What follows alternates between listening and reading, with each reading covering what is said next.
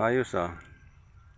Ganyan pala mga kababayan maghanap ng tubig kung saan lalagyan po namin ng o magpapatayo ng gripo.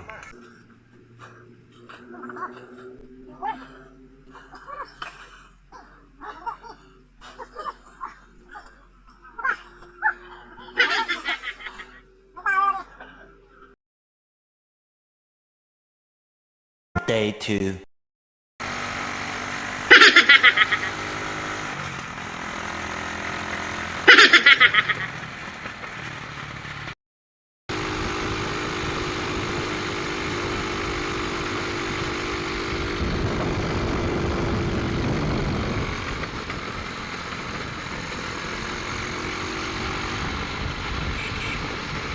Mga kababayan, nandito na po kami sa aming kung saan kami gumagawa ng gripo. Hiningal ako kahit nakasakay lang ako sa tricycle o kulong-kulong ay ako yung huminga.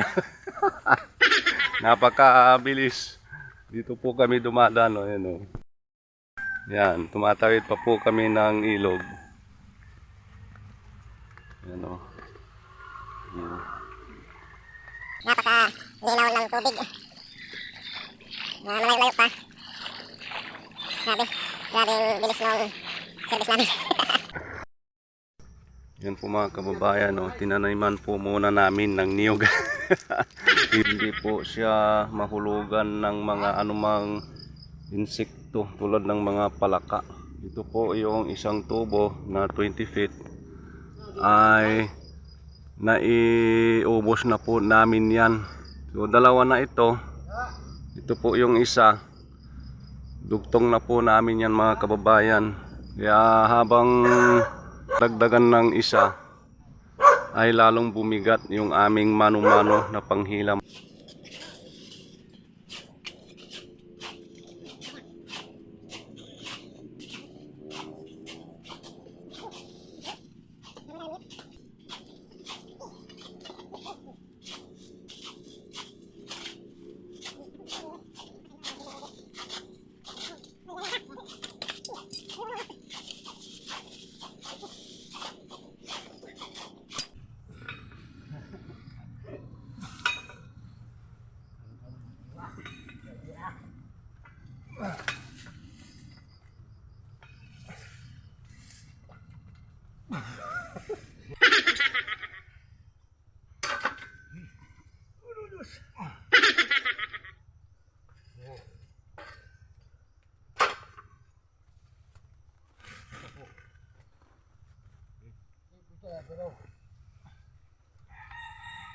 Wah, wah, wah, wah, si utar mo lima, pero ko akan.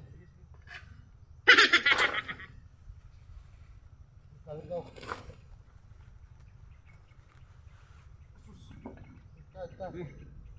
sige, mana?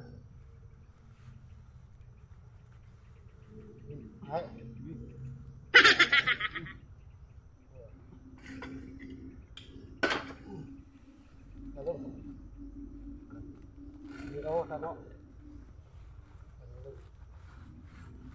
A few moments later.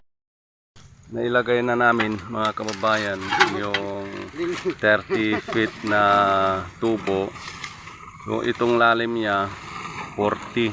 Kaya mayroon pong tali para hindi po siya mahulog. Ayan. Kaya i-drain na lang, papatubigin. So okay na to mga kababayan kasi yung kanyang tubig ay umakyat na.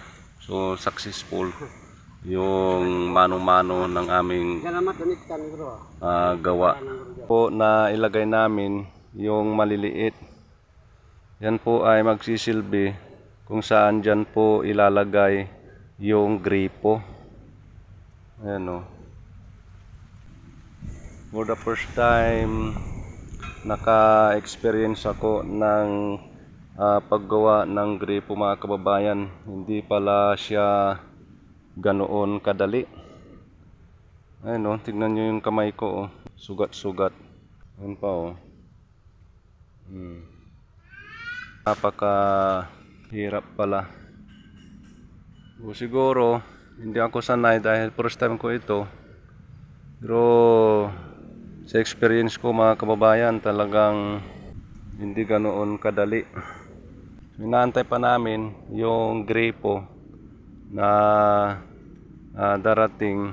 Dahil ito po ay lalagay pa po namin dito.